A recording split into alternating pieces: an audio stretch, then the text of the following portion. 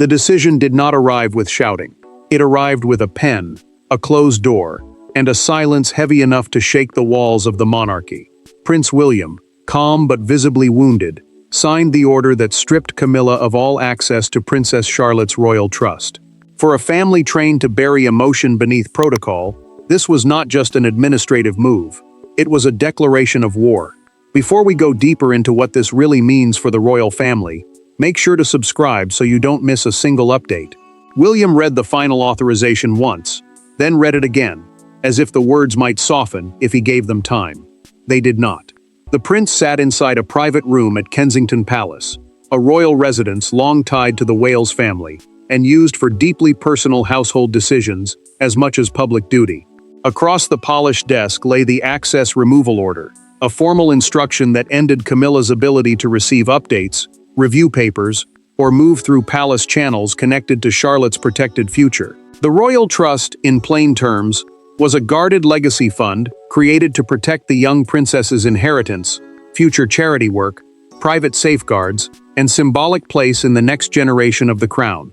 William did not rush. He set the pen down. He looked toward the closed door, and for a moment, the future king seemed less like an heir and more like a father trying not to let fury guide his hand. The private palace review had raised concerns about interference and overreach, and the conclusion had become impossible to ignore. Camilla's access rights had to be removed, not reduced, not delayed, removed. The prince picked up the pen again, signed his name, folded the document, and told the aide waiting outside that no one was to speak to Charlotte until Catherine had been told first. Camilla received the news through a palace aide, and the shock landed before the anger did. She did not ask for the message to be repeated. She simply went still, her face tightening as the meaning became clear. The queen consort had believed her place inside the family gave her the right to understand matters touching the next generation. Now William had drawn a line around Charlotte, and Camilla found herself standing outside it. The humiliation was quiet, but it cut deep, because palace exclusion rarely needs loud words to be understood. Charles soon learned that the order was not just about finance. The king understood that the trust carried emotional power because it protected Charlotte's future role inside a monarchy, already strained by old rivalries, private wounds, and loyalties that never sat peacefully in the same room. A sealed internal memorandum, a confidential palace note meant only for senior eyes, sat at the center of the decision. Its contents suggested that William's move had not come from sudden anger, but from something colder, something recorded, something that had been building behind the walls. Catherine's name hovered over the whole decision before she even entered the room. Charlotte remained innocent of the storm, but her future had become the battleground. Camilla had been cut off. William had acted. Charles had been pulled into the silence. And before the palace could understand why the prince moved so decisively, it had to confront the people standing closest to the trust, and the wounds each of them carried into that room. Every royal crisis has paperwork, but this one had faces behind it. William was not protecting a document. Catherine was not guarding a title. Charlotte was not just a young princess caught in adult decisions. And Camilla was not simply losing access. Each person stood at the edge of something deeply personal, where duty collided with pride, and where one signature threatened to expose years of quiet resentment. William understood the weight of the choice because his authority over Charlotte's future was not only the authority of a father, it carried the force of a future king, a role that meant his private decisions could shape public trust in the crown. Catherine knew that too, and she felt the danger in a quieter way. A royal trust, in simple terms, is a protected fund or structure meant to guard money, future duties, and family legacy until the person it belongs to can carry that responsibility alone. For Charlotte, it was not just a file, it was a shield around her future. Catherine sat beside William in a private drawing room, her hand resting over Charlotte's name on the file, as if she could protect the child from the ink itself. She looked at the prince and asked the question neither of them wanted to face. Would Charlotte ever need to know how close this had come to becoming a wider family rupture? William did not answer quickly. He stared at the page, jaw tight, because the future king knew one careless sentence could turn protection into fear. Camilla felt the loss differently. She had spent years trying to prove that her place in the royal structure was not temporary, not fragile, not dependent on old wounds. Yet the removal of access made that place feel suddenly conditional. The queen consort had not simply been denied information. She had been downgraded in trust, and in palace language, that kind of downgrading speaks louder than any public rebuke. Charles read the notification alone, and the king looked older by the second. He removed his glasses, set them beside the paper, and said nothing. To defend Camilla too strongly would wound William. To support the prince too openly would humiliate his wife. Charles sat between them both, trapped by love, duty, and the brutal truth that silence had become his only safe answer. A senior courtier later revealed through a documented palace account that Camilla's access had originally been granted as a courtesy, not a right. That detail changed everything. The courtier also confirmed that the trust's advisory notes contained several past requests for information that had made William uneasy, though no one inside the palace had wanted to name the concern out loud.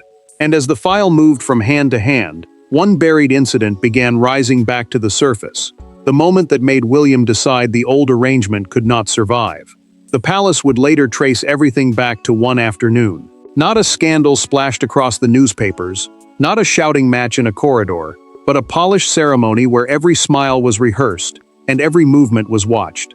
It was there, beneath the chandeliers and soft applause, that Camilla made one request too many. Catherine saw the danger clearly, and William understood that silence had become surrender. Catherine felt the shift before anyone named it.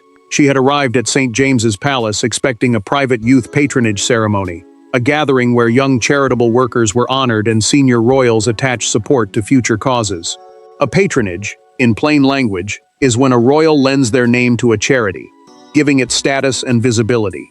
That mattered, because Charlotte's trust was built to shape her future charitable path, not to let adults compete over who could guide it.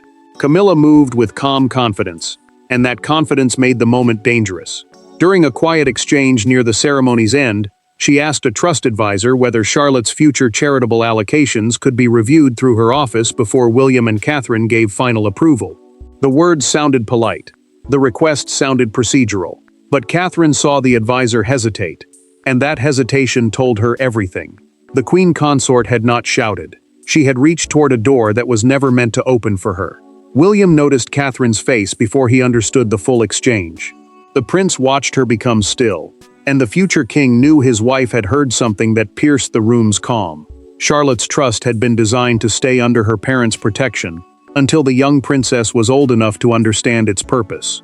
That mattered because the trust was not only about money. It protected Charlotte's dignity, independence, and future place in a family where influence hides behind soft words. Camilla later believed she had asked for alignment, not control. But a palace note from the ceremony recorded her phrase clearly: alignment with the broader royal household. That note, written by a staff member and later attached to a documented account, became the spark. William asked the advisor for the exact wording, and when the answer came, his expression hardened. This was not casual curiosity. It looked like an attempted channel of influence. The advisor privately admitted in a recorded internal conversation that questions had been raised before, but never so openly, and never in front of witnesses. After the ceremony, William stood alone near a side entrance, holding the written note. He folded it slowly, slipped it inside his jacket, and said nothing. That polished exchange turned into the spark, and when he finally faced Camilla directly, the palace discovered how much anger had been waiting beneath his restraint. The confrontation happened away from cameras, away from staff, and away from the royal smiles that had hidden the tension for too long. William entered the room with no raised voice and no theatrics, but everyone present understood the danger in his calm. Camilla expected negotiation. She expected explanation. What she received instead was a boundary drawn so sharply that even Charles could not soften it. William had requested the meeting after the palace review confirmed one crucial fact: Charlotte's trust access structure could be changed immediately. A palace review, in plain words, is an internal check of records, permissions, and decisions to see who holds authority and whether any rule has been crossed. That mattered because this was not gossip anymore. The prince now had proof that he could remove Camilla's access without waiting for a wider family vote, and that proof gave his silence a sharper edge. Camilla sat opposite him, watching the file before she watched his face. The queen consort knew what a private sitting room meant when no aides were allowed to remain. It meant the family had stepped outside normal palace machinery. It meant this was no longer a briefing. It was a reckoning. Charles stood between them in every emotional sense, even when he said nothing. The king could feel the room pulling him in two directions, wife on one side, heir on the other, and Charlotte's name resting like a wound between them. William placed the access removal notice on the table and slid it toward Camilla. The notice was a formal palace instruction, a document that ends or changes permission inside the royal household. He kept his hand resting on the file until she looked directly at him. Camilla's face tightened. Then she asked the question that broke the last layer of courtesy. Did he truly believe she would harm Charlotte's future? The prince did not flinch. He told her this was not about what she felt in her heart. It was about what her access allowed. Charles looked down as if the words had struck him too. The monarch understood the trap. If he defended Camilla too fiercely, William would hear indifference toward Charlotte. If he backed the prince too clearly, the queen consort would hear abandonment. So Charles stood in pain, and his silence became its own verdict. William then revealed the part Camilla had not expected. The St. James's Palace ceremony had been documented by more than one witness. A written account and a recorded internal conversation both described the exchange, which meant she could no longer frame the request as a misunderstanding. Camilla looked past William toward Charles, waiting for the king to rescue the moment. But he did not move, and in that stillness, she understood the meeting had never been a negotiation. The old arrangement was already over, and the true force behind William's decision was not anger alone. It was power, duty, and a hidden structure of control that even Camilla had underestimated. Behind the emotions stood a machine older than any family argument. Trusts, seals, advisors, permissions, and royal safeguards formed a silent architecture of power. Camilla had believed proximity gave her influence. William knew the opposite. In matters concerning Charlotte's future, proximity meant nothing without authority. And when the documents were reviewed, the palace discovered just how firmly that authority rested in his hands. William had not stepped into that fight unprepared. He had waited until every line of the framework pointed in the same direction, and every advisor confirmed the same truth. Charlotte's royal trust was protected through a layered advisory structure, meaning several trusted officials could give guidance, but final control over access, review rights, and future charitable direction rested with her parents. That mattered because the trust was designed to shield Charlotte from pressure until she was old enough to understand the duties attached to her name. Catherine held that authority with William, and the princess understood why it had to remain untouched. The trust did not simply protect wealth. It protected Charlotte's future choices, her public identity, and the charitable path she might one day follow as a senior royal. Camilla's access had been limited and discretionary, which meant it was allowed as a courtesy and could be withdrawn if the prince judged it harmful, distracting, or unnecessary. For William, that was not a technical detail. It was the line that protected his daughter. Charles read the trust framework in silence, while a senior legal advisor watched from across the room. The king's face changed slowly, first with surprise, then with the tired acceptance of a man realizing there was no hidden lever left to pull. A trust framework, in simple terms, is the written structure showing who can see information, who can make decisions, and who has no final claim. Charles saw the truth inside it. William had acted within his rights. Camilla felt the isolation of that truth before anyone said it aloud. The queen consort had trusted palace procedure to confirm her importance. But the same procedure now confirmed her limits. She had not been defeated by a raised voice. She had been defeated by wording, access lists, and signatures. That made the blow colder. It told her that belonging near the crown did not mean holding power over Charlotte's protected future. The sealed memorandum deepened the silence. It revealed that certain trust briefings had been requested through channels not originally approved by William and Catherine, and that detail shifted the whole argument. The question was no longer whether Camilla meant harm. The question was whether her access created a vulnerability the prince could not ignore. In a documented legal summary, the advisor confirmed that the safest course was immediate restriction, not delay. Charles closed the legal file, rested his palm on the cover, and quietly told the advisor that no appeal should be filed against William's order. The king did not look victorious. He looked cornered by duty. With that sentence, the argument stopped being theoretical, and Camilla stepped into a new reality where doors that once opened for her remained firmly closed.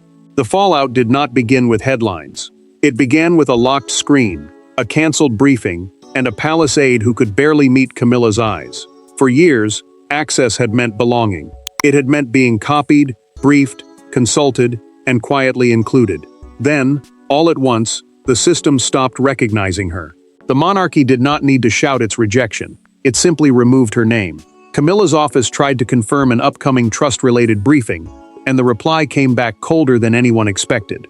Her clearance had been withdrawn under William's direct authorization. Clearance, in simple terms, means official permission to receive certain information or attend certain meetings. That mattered because palace access is never just practical.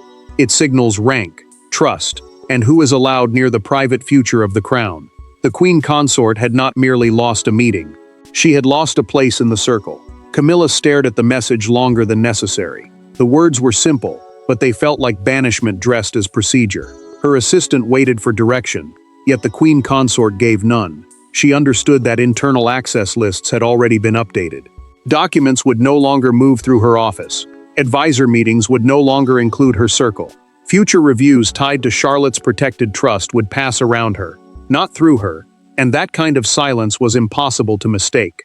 A palace aide entered Camilla's room and placed a single updated briefing sheet on the desk. The aide did not sit. The aide barely looked up. "Your office is no longer listed," the staff member said, and the sentence landed harder than any argument William could have delivered. Camilla did not answer at once. She only touched the corner of the paper, as if testing whether the humiliation was real. It was real, and it had been prepared. William had moved carefully before the confrontation, and now the proof was everywhere. One aide noticed that several senior staff members already knew the change was coming, which meant the prince had not acted in sudden anger. He had planned the removal, step by step, protecting Charlotte's trust before anyone could slow him down. That mattered because a rushed decision could be challenged. A prepared decision could stand. Catherine felt relief, but not victory. She told William that protecting Charlotte should never become a family spectacle, even if others tried to turn it into one. The princess knew the danger was no longer just one trust file. Camilla's removal changed how the palace saw her authority around the Wales children. And once that view shifted, every closed door carried a message. Yet the most powerful turn did not happen in an office or legal room. It happened in a private family moment, where William and Catherine had to decide what Charlotte deserved to know. After the confrontation, after the files, after the cold machinery of palace power had done its work, William and Catherine faced the hardest part.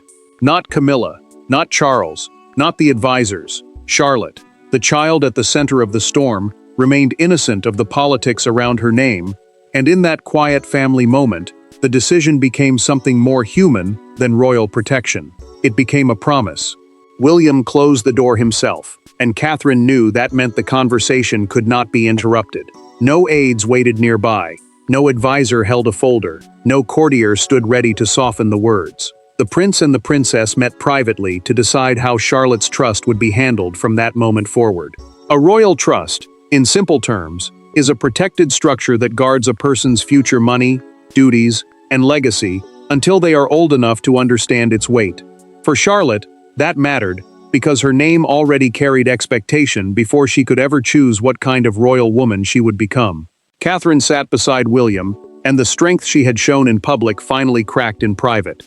She admitted that the idea of Charlotte's name being pulled into palace rivalry felt unbearable.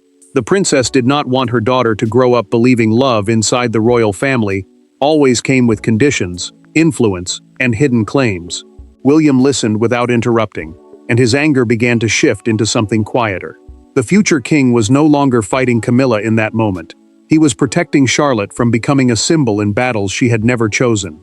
William told Catherine that one day Charlotte should know her future was protected before she even knew it needed protecting. The prince did not say it with pride. He said it with sadness, because every act of protection inside that family seemed to carry a cost. Catherine nodded, but she did not celebrate. She understood that removing Camilla's access had been necessary, yet necessity did not make it painless. It had wounded Charles. It had humiliated the queen consort. It had forced the Wales family to admit that even a child's future could become contested ground. Catherine then revealed, through a private recorded conversation kept for the family account, that she had sensed discomfort around the trust before the St. James's Palace ceremony. She had hoped the matter could be contained without confrontation. William admitted he had delayed action because he did not want to deepen the divide with Charles. but the ceremony had changed everything. Delay had started to feel like permission. William closed Charlotte's trust folder and placed it in a drawer. Then he looked at Catherine and said their daughter's future would not be negotiated across palace factions. The promise was simple. The consequences were not. Because royal secrets rarely remain sealed for long, and when the story reached the public, the monarchy had to face a different kind of judgment. By morning, the private rupture had escaped the palace walls. What had begun as a protected family decision became a national symbol of distrust, inheritance, motherhood, step-family tension, and the future of the crown. The public did not see legal nuance. It saw William drawing a line around Charlotte. It saw Camilla pushed outside that line. And it saw a monarchy still haunted by wounds it never fully healed. Camilla saw the front page before anyone had the courage to explain it. A London newspaper had placed William and the Queen Consort in separate images beneath the brutal headline, "Trust Broken at the Palace." A front page, in simple terms, is the main newspaper cover that shapes how millions first understand a story. That mattered because the palace could manage statements, but it could not control the first emotional image the country woke up to. Camilla folded the paper in half and left the table before Charles could speak. Charles remained seated with the silence she left behind. The king knew the headline had turned a private family decision into a public wound, and he understood why that mattered. The monarchy survives on trust, not just ceremony, and now the word itself had been placed against his wife in bold print. He wanted to defend Camilla, but every defense risked sounding like a challenge to William's protection of Charlotte. So Charles said nothing, and the silence followed her out of the room. William watched the morning broadcast without satisfaction. The presenter held up the same front page beside coverage of Kensington Palace gates and called the story, "A Father's Protection Becoming a Constitutional Signal." A constitutional signal, in plain language, means a private royal action that points to how future power may be used. The prince did not smile. He did not enjoy seeing Camilla humiliated. But he also did not retreat, because the future king believed Charlotte's safety mattered more than palace comfort. Catherine stood near him, calm but deeply unsettled by how quickly the story had grown. The princess knew public sympathy could feel warm one day and dangerous the next. A small crowd gathered outside Kensington Palace, and one handwritten sign read, "Protect Charlotte." The words were simple, almost tender, yet they proved the public had chosen an emotional side. William and Catherine were no longer seen only as parents. They were seen as guardians of the monarchy's next chapter. Palace communications staff prepared a brief statement that emphasized future safeguards while carefully avoiding Camilla's name.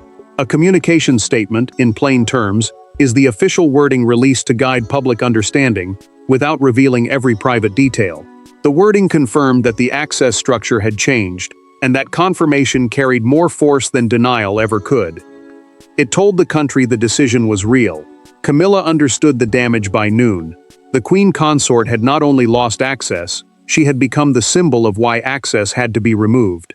And when the noise finally settled, the monarchy was left with the only question that mattered.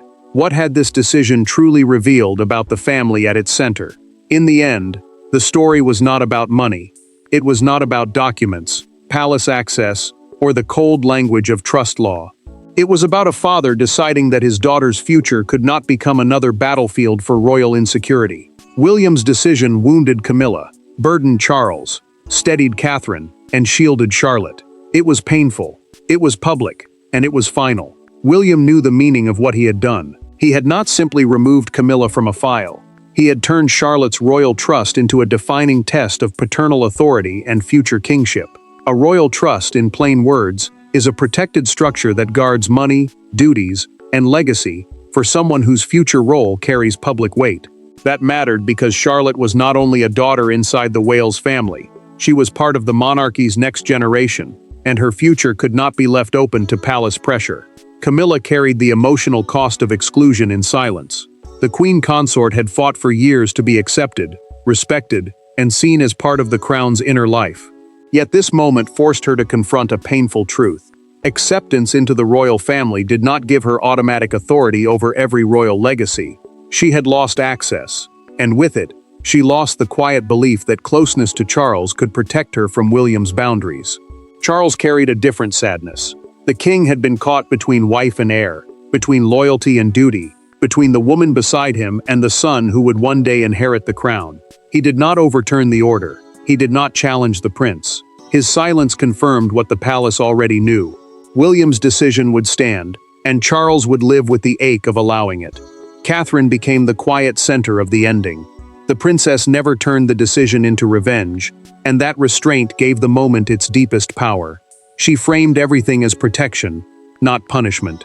In a private recorded family account, Catherine made clear that Charlotte's name had to be kept away from adult rivalry, because childhood should never become a battlefield for royal pride. William stood outside Charlotte's room after the palace had gone quiet.